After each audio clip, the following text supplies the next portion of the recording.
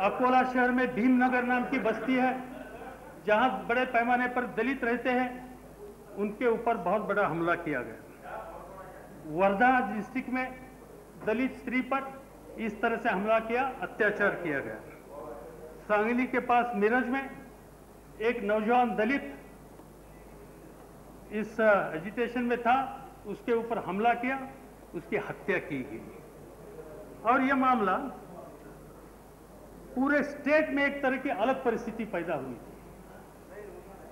एक बड़ा असंतोष गांव-गांव में दिखने के लिए हम देख सकते थे। हमारे मन में एक चिंता पैदा हुई थी कि नामांतर के जमाने में लोगों में विश्वास में लेकर एक तरह की सहमति पैदा करने के लिए जो प्रयास किए थे, जो लोगों के मन में गुस्सा था वो दूर करने के लिए जो कोशिश की थी, और एक सामाजिक मन एक करने के लिए जो कोशिश की थी, ये जो कुछ घातकों प्रकार हुआ, इससे पूरे स्टेट में फिर एक तरह की गलत परिस्थिति पैदा हुई है। ठेस लगी है दलितों के मन पर, और जगह जगह पर आज लोग इस बारे में सोच रहे हैं। और ये महाराष्ट्र पर सीमित रहा नहीं, तो गुजरात में इसकी प्रतिक्रिया हुई, कर्नाटक में एक दो जगह पर इसकी प्रतिक्रिया हुई, तमिलनाडु में इसकी प्रतिक्रिया हो गई। ये कैसे हो गया? कौन सी शक्तियां इसमें शामिल है कि जिन शक्तियों ने नाम विस्तार या नामांतर करने के बारे में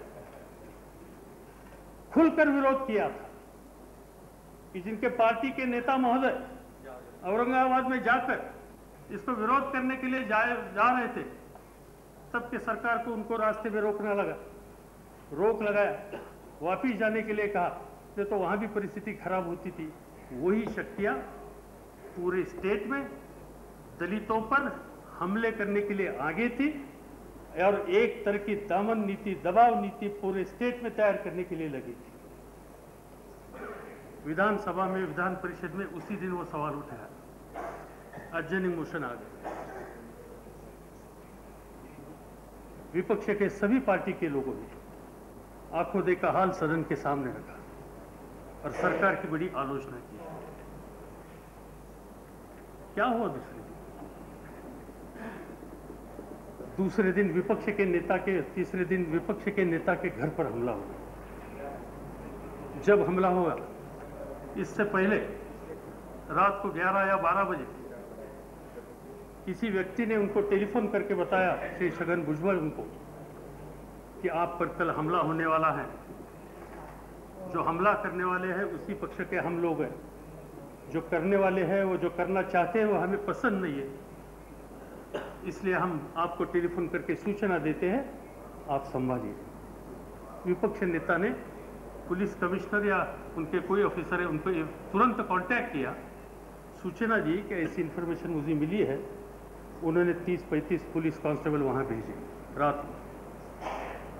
दूसरे दिन सुबह 8, साढ़े 8 बजे विपक्ष के नेता को फिर टेलीफोन आ गया कि लोग हमारे घर से निकले, आप संभालिए, बहुत बड़े संख्या से लोग आ रहे हैं और आपके ऊपर व्यक्तिगत हमला होने की परिस्थिति है।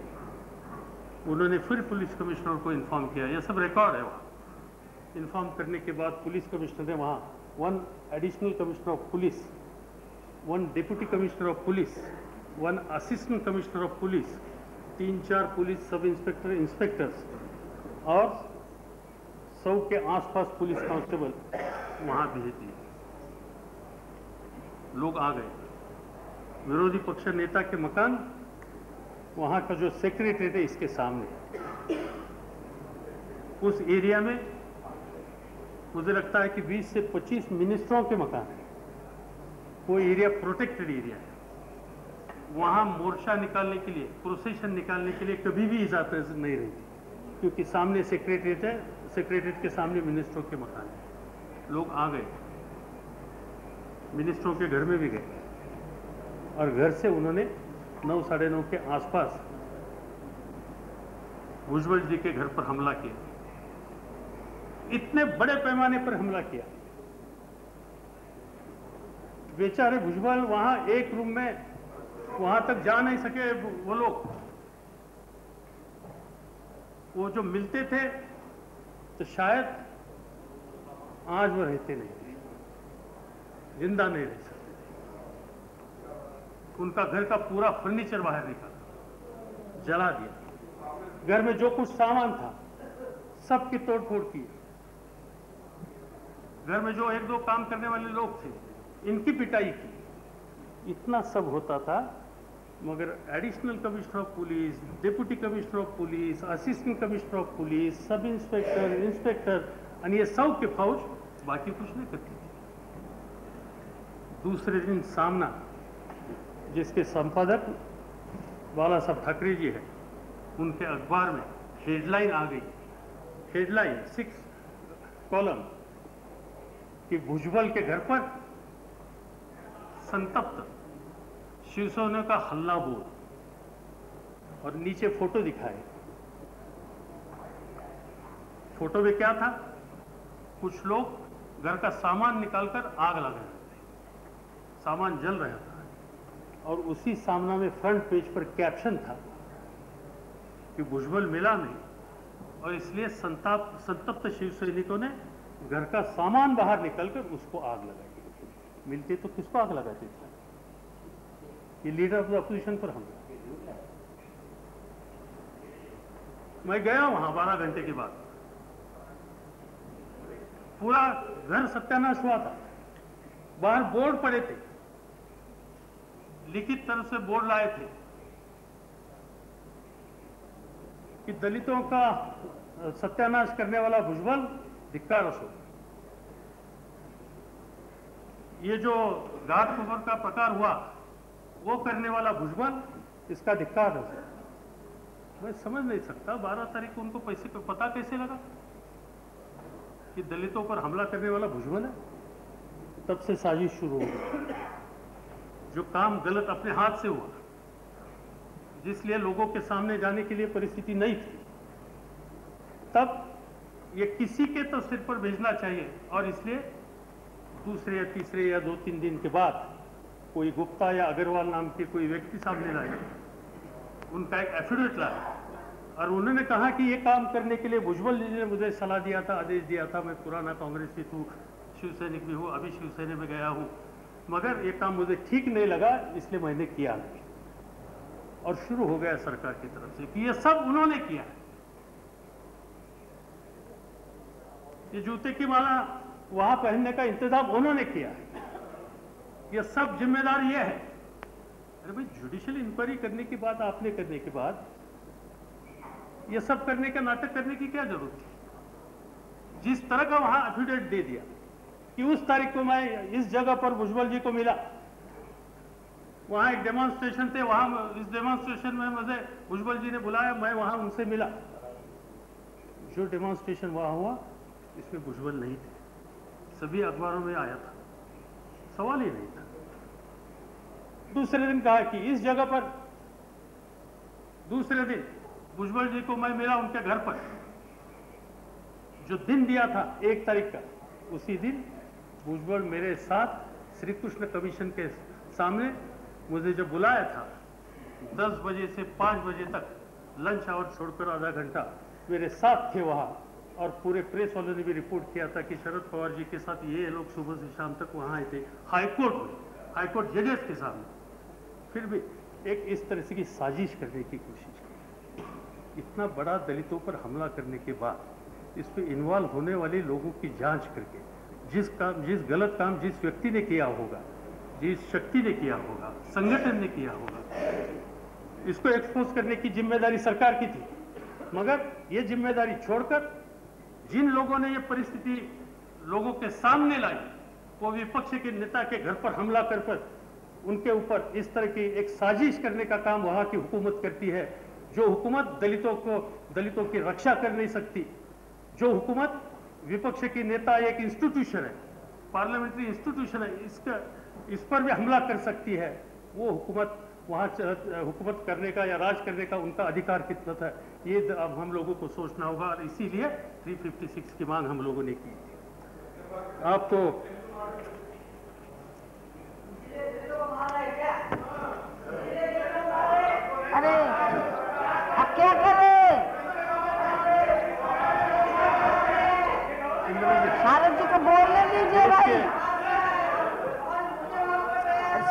बोलने दीजिए, आप क्या कर रहे हैं भाई? देश के गृह मंत्री वहां आ गए।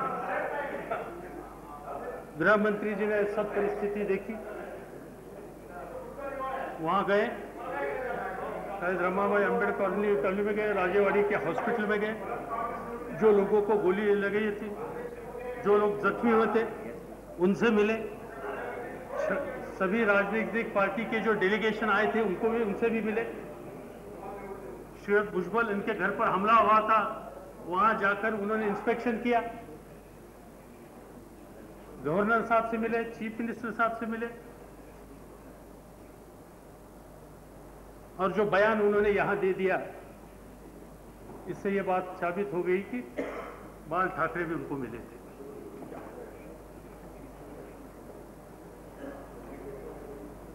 जो स्टेटमेंट उन्होंने वहां दे दिया, वो स्टेटमेंट भी बड़ा अजीब स्टेटमेंट था। उन्होंने कहा कि लॉ एंड ऑर्डर खराब हुई है, मगर कोलैप्स हुई है। दूसरा एक स्टेटमेंट उन्होंने वहां दिया था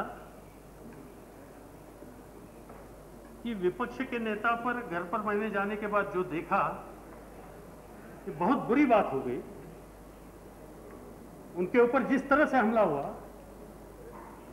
वो बाल बाल बचे।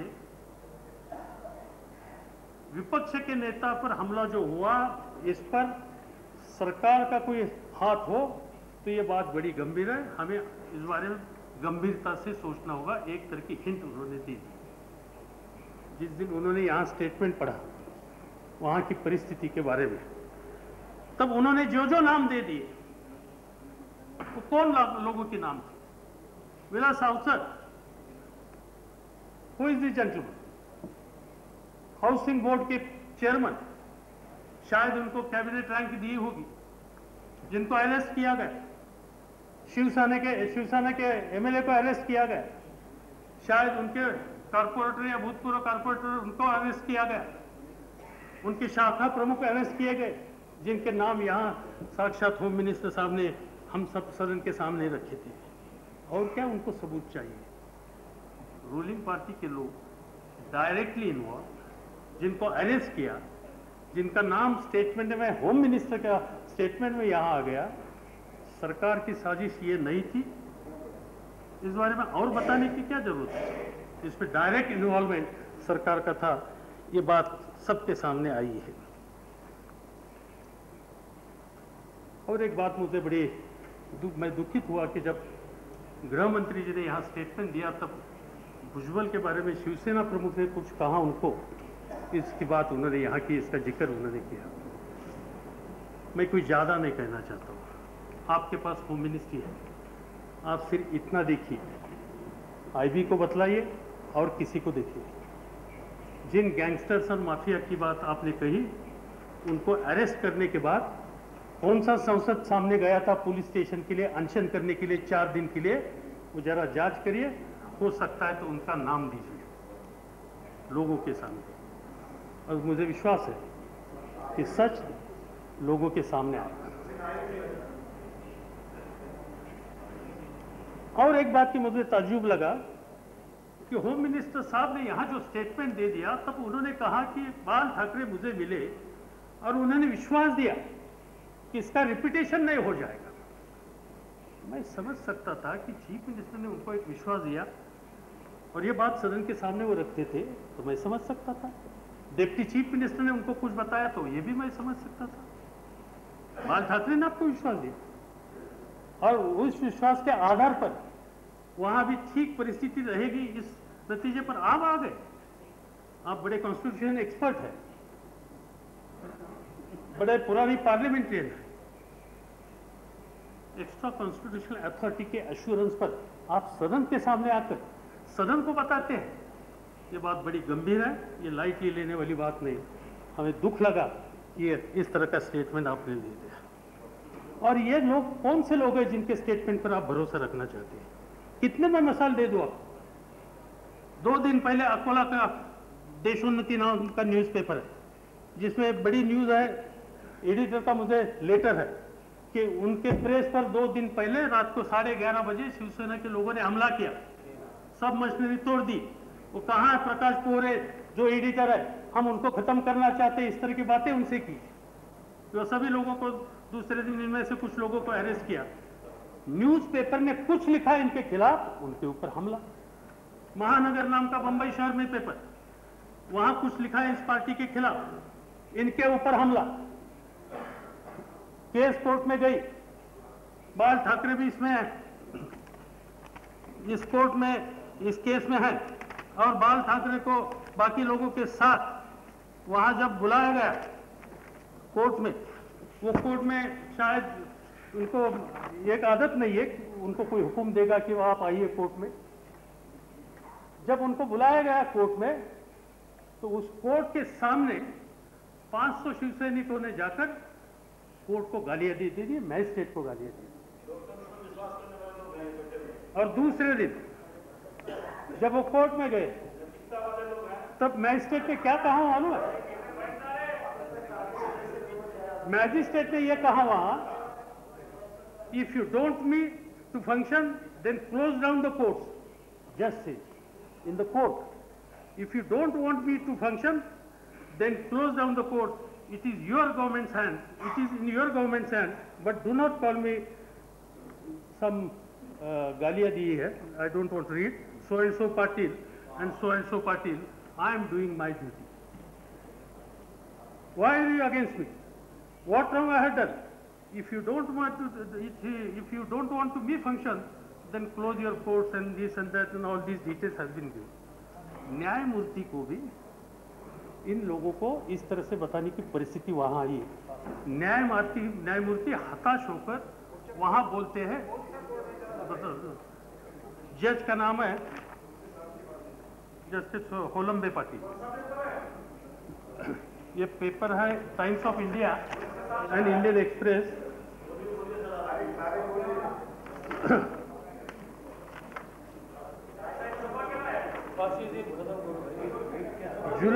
जुलाई 1997। तो बात ऐसी है, जज की ये परिस्थिति आ गई कि जज को उनको बताना होगा कि भाई आप मुझे काम नहीं करने देते तो ये कोर्ट बंद करो। जुडिशरी पर भी हमला करने के लिए जिन लोगों की तैयारी है, और क्या चाहिए आपको? लॉ एंड ऑर्डर सिचुएशन कोरियस हुई है नहीं हुई? क्या परिस्थिति वहां होगी? लीलावती हॉस्पिटल हमका हॉस्पिटल है। जिस दिन होम मिनिस्टर साहब वहां बंबई शहर में आ गए, उसी दिन इस हॉस्पिटल के स्टाफ पर हमला हुआ। वहां के जो डायरेक्टर है उनके ऊपर उसी दिन हमला हुआ। हॉपकिंस इंस्टीट्यूट नाम की एक दवा पर रिसर्च करने वाली एक इंटरनेशनल स्टेचर की एक इंस्टीट्यूट है, महाराष्ट्र सरकार की इंस्टीट्यूट है। इनके डायरेक्टर, इनके वहां शिवसैनिक गए, उनके डायरेक्टर की पिटाई की, उनका मुंह काला किया गया और उनको बाला साहब ठाकरे के घर में लेके गए कि ये आदमी हमारा काम सुनता नहीं, उसको इस तरह से किया। कितने मिसाल दे दी ये गवर्नमेंट ऑफिसर के बारे में। ये परिस्थिति वहां हो गई। और ये परिस्थिति देखने के बाद महाराष्ट्र सरकार में काम करने वाले कुछ दलित अधिकारियों ने इस्तीफा दे दिया। Deputy commissioner of police, desk officer in planning department, इन लोगों ने बयान दे कि भाई जिस तरह से दलितों पर हमला इस सरकार करती है, इस सरकार में काम करना हमें बिल्कुल मुश्किल है, और इसलिए उन्होंने इस्तीफा दी है। बंबई शहर में एक दलित कवि ने आत्महत्या कर दी, और आत्महत्या करने के बाद उन्होंने लिखा कि जिस तरह से इस स्टेट में दलितों के ऊपर हमला होता है, हम लोगों को कोई वहाँ एक हमारी रक्षा कर नहीं सकते, और इसलिए इस तरीके के बाद तीसरे व्यक्ति जो चंद्रकांत कांबळे, ये चंद्रकांत कांबळे कौन है? He is the additional governor of Bombay, governor court है। और Chandrakant Kamble additional governor of Bombay, उन्होंने देश के राष्ट्रपति को लिखा है, subject assault by Shivsena BJP corporators and some of the doctor by upper class community dated 1 July 1997। वहाँ गवर्नर के जो मजिस्ट्रेट है उनका लिखित स्वरूप का पत्र भारत के राष्ट्रपति को उन्होंने भेजा, जिसकी कॉपी कई लोगों को हमें भेजी। इन लोगों को आज कोई भी दलित अधिकारी हो या जो वहाँ की हुकूमत की गलत बात मानता नहीं, इसके खिलाफ इस तरह की परिस्थिति होती है।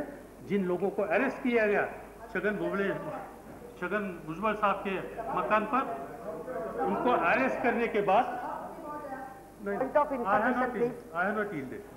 You got any right to say? कॉरोनर के बारे में जो बात बताई है वो बात के बारे में मैं जानकारी देना चाहता हूँ। अभी करप्शन के आरोप में है आप महाजन और उन्होंने हर समय कॉरोनर के लोगों से पैसे मांगे हैं सब पीछे समय और वो पकड़े गए हैं। ये बात मुंबई के सरकारी अधिकारियों को पता है, ये पता है लोगों को कि करप्ट आदमी है और वो हर दिन का काम है और उससे पूरे स्टेट में एक तरह का टेरर पैदा करने के लिए ये सरकार साफ हो गई हो गई। स्टेट ऑर्गेनाइज टेररिज्म ये महाराष्ट्र की जनता वहां देखती है। ये परिस्थिति लोगों के सामने आई है। कई बातें हैं ऐसी और ये सब बात देखने के बाद जो लोग पकड़े विरोधी पक्ष विपक्ष नेता के घर पर हमला करने के बाद पुलिस स्टेशन में जाए, वहां के इंपॉर्टेंट न्यूज़पेपर में न्यूज रिपोर्ट आए। लोक सत्ता इंडियन एक्सप्रेस का Marathi version largest one of the largest circulation का न्यूज़पेपर फ्रंट पेज पर कि उनका रिपोर्टर गया वहां जहां ये सब शिवसेना के लोग अरेस्ट करके ले गए पुलिस स्टेशन में जिन्होंने हमला किया छगन भुजबल के घर पर। तो वहां उनके लिए बिरयानी तैयार थी, खाने का प्रबंध अच्छा था। आने के बाद दूसरे दिन उनको छोड़ दिया। बाला साहब ठाकरे ने खुद लिखने के बाद कि वो मिला नहीं इसलिए उनका घर का फर्नीचर जला रहे हैं। यानी इनके ऊपर इतना बड़ा हमला करने की साजिश थी, हत्या होने की संभावना थी, आर्टिकल 307 लगाने के लिए बिल्कुल जरूरत थी, फिर भी ये काम सरकार ने वहां नहीं किया। उनको प्रोटेक्शन देने का काम हुआ। जब बहुत बात हो गई, ये बहुत बात होने के बाद बाला साहब ठाकरे ने आदेश दे दिया कि जो जो लोग मेरे इन्वॉल्व हैं इसमें उन्होंने सब ने पुलिस स्टेशन में जाकर वहां शामिल हो जाए, दाखिल हो जाइए और 307 दफा के तरह से वो वहां के केस अपने पर लेने की तैयारी करो। वो सब उनका बड़ा ग्रुप पुलिस कमिश्नर में गया और कहा बाला साहब का आदेश है 307 हमें लगाइए, हमें अरेस्ट करिए। पुलिस कमिश्नर ने उनको चाय देकर वापस भेज दिया। और क्या चाहिए आपको? उन्होंने खुद कहा, स्टेटमेंट दिया कि जो लोग मेरे इन्वॉल्व है इन लोगों ने पुलिस कमिश्नर को जाकर मिलना चाहिए। लोग मिले, उनको इतनी डर नहीं, उनको मालूम है कि हमने कुछ भी किया। पुलिस कमिश्नर के पास भी हमें गए, हमें कोई हाथ लगाने वाला नहीं, हमें कोई सेक्शन लगाने वाला नहीं कि जो सेक्शन लगाने की जरूरत है। और इसलिए कौन सा राज चालू है इस बारे में मैं ज्यादा बोलना नहीं चाहता। ये परिस्थिति है वहां की परिस्थिति। दलितों के बारे में देखने की एक मनस्थिति अलग है उस सरकार। पूरे सदन को ताज्जुब लगेगा। एक मैं छोटा उदाहरण देना चाहता हूं। महाराष्ट्र सरकार ने एक गवर्नमेंट ऑर्डर निकाली अटल जी। वो ऑर्डर ऐसी थी 6 जून 1996 किसका जमीना जरा देखिए। तो ये ऑर्डर क्या निकाली मालूम है? शेड्यूल कास्ट सेक्शन विभाग जो है वेलफेयर मिनिस्ट्री ने ऑर्डर ऐसी निकाली कि जिस मिनिस्ट्री के तरफ से समाज के नीचे तबके के जो लड़के रहते हैं दलित आदिवासी उनको यूनिफॉर्म देने की स्कीम है, बाकी नॉन आदिवासी नॉन दलित इनको भी यूनिफॉर्म देने की स्कीम है। बहुत पुरानी स्कीम है। सरकार ने ऑर्डर निकाली और ऑर्डर में ऐसे की कि दलितों के कपड़े नीले रहेंगे, नॉन दलितों के कपड़े खाकी और सफेद शर्ट रहेंगे। यानी पूरे स्कूल में दलित समाज। This is order. I will give a copy of order. I did not expect this level from you. This is order. Saraj Rao, you know all the it's order. तो विपक्ष का rate किसी level पे हो रहा है। Divide जब हंगामा चलन में होगा तब महाराष्ट्र के मुख्यमंत्री जब हंगामा महाराष्ट्र के सदन में हुआ, विरोधी पार्टी ने विपक्ष के सब नेता लोगों ने यह सवाल उठाया, तब महाराष्ट्र के मुख्यमंत्री ने वहां स्टेटमेंट दिया जो हुआ वो ठीक नहीं हुआ, वो ऑर्डर हम कैंसिल करते हैं। फिर भी कई जगह पर वो ब्लू ड्रेस दलितों के लड़कों को डिस्ट्रीब्यूट किया। ये जो बात उनके सामने लाई, फिर उन्होंने कहा कि ऐसे अधिकारी जो काम करते हैं इनके खिलाफ हम सख्त कार्रवाई करेंगे। और 6 जून 1996 को उन्होंने ऑर्डर निकाली कि जहां ये यूनिफॉर्म दिया है वो देना बंद करिए, दिया हो तो वापस लीजिए और ये काम बंद करिए। ये झगड़ा करने के बाद काम पूरा किया, मगर इससे इनकी मानसिकता दिखाई देती है कि जिस तरह से वो सभी सेक्शन के सामने देखते हैं। और इसलिए जो लोग, जो वर्ग समाज के पिछड़े हुए के बारे में इस तरह से देखते हैं, अपनी हुकूमत उनके सुधार के लिए इस्तेमाल करने के बिना उनके ऊपर एक तरह की दमन नीति करके, जो जागरूक हुआ नौजवान उसको चुप बैठाने के लिए, उनको हमला करके, उनके खिलाफ कोडबाजी करके एक टेररिज्म पूरे स्टेट में तैयार करने का काम वहाँ हो रहा है। और इससे कोई छूटा नहीं। कभी महात्मा गांधी पर गालियाँ देना और कुछ कहना, आपके नेता, उनका स्टेटमेंट भी मेरे पास है कि उन्होंने स्टेटमेंट किया था और तब वो आपके साथ थे, तब स्टेटमेंट उन्होंने किया था। अच्छा हुआ कि वो पुराना दिन का स्टेटमेंट हमें मिला 4 साल पहले, कि जो स्टेटमेंट आया है कि नथुराम गोडसे की पुतले बनाई है, जो भुजबल जी के नाम पर स्टेटमेंट आया, दूसरे दिन उनका स्टेटमेंट आया 1991 में। ऐसे स्टेटमेंट मैंने कभी किया नहीं, मैंने कभी ये मांग की नहीं। मैंने सरदार वल्लभ भाई पटेल की प्रशंसा की, इससे ज़्यादा दूसरा कुछ नहीं किया। ये स्टेटमेंट टाइम्स ऑफ इंडिया और महाराष्ट्र टाइम्स में 24 मई 1991 में आए।